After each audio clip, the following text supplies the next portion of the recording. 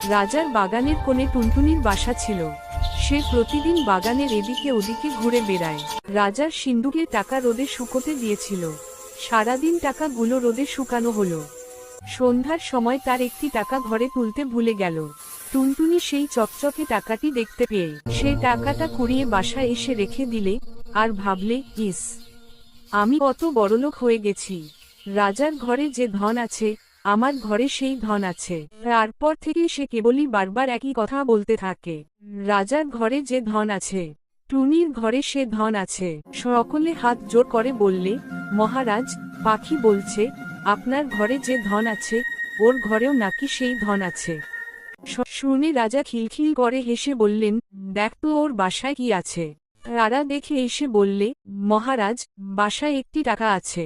শুনে রাজা বললেন, সে তো আমারই টাকা, নিয়ে আয় সেটা। তখনই লোক গিয়ে টুনটুনির বাসা থেকে টাকাটি নিয়ে এল। সে বেচারা আর কি করে, সে মনের দুঃখে বলতে লাগলো। রাজা বড় ধনে কাতর, টুনির ধন নিলে বাড়ির ভিতর। শুনে রাজা আবার হেসে বললেন, পাখিটা বড় ঠ্যাটারে, যা, ওর টাকা ওকে ফিরিয়ে দিয়ে আয়। টাকা ফিরে পেয়ে টুনির বড় আনন্দ হয়েছে। তখন সে বলছে, রাজা ভারী ভয় পেল।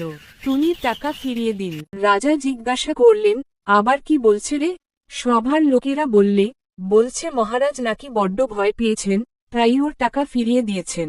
ও রাজামশাই রেগে একেবারে অস্থির, বললেন, কি এত বড় কথা, আমতো ধরে বেটাকে ভেজে খাই।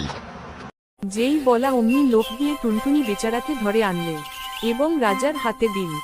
রাজা তাকে মুঠোয় করে নিয়ে বাড়ির ভিতর গিয়ে রানীদের বললেন, এই পাখিটা ভেজে আজ আমাকে খেতে দিতে হবে। আর রানীরা 7 জনে মিলে সেই পাখিটাকে দেখছেন।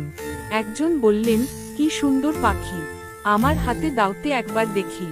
বলে তিনি তাকে হাতে নিলেন। তা দেখে আবার আর একজন দেখতে চাইলেন।